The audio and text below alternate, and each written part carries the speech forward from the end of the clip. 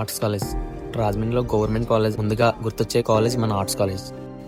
కొన్ని చరిత్రలను గుర్తు చేసే కాలేజ్, చరిత్రలో గుర్తుండిపోయే కాలేజ్ మన ఆర్ట్స్ కాలేజ్. కాలేజ్ లైఫ్ కొంతమంది చదువుకోవడానికి, మరి కొంతమంది ఎంజాయ్ చేయడానికి. అందులో నేను ఒకరిని. సారీ ఇంతగా నా పేరు చెప్పలేదు కదా. మను.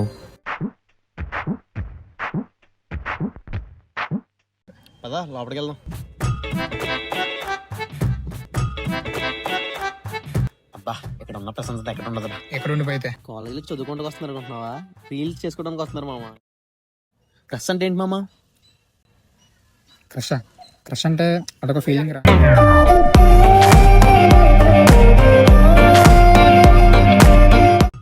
ఏంటంటే ఐడెంటిటీ కార్డ్ కట్టుకుని తిరుగుతుండే. అరే ఈ అమ్మాయిని చూసావా?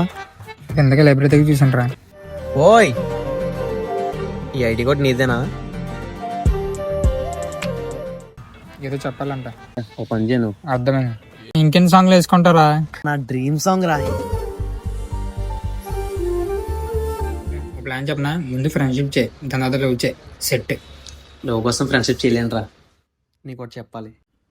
I crush you.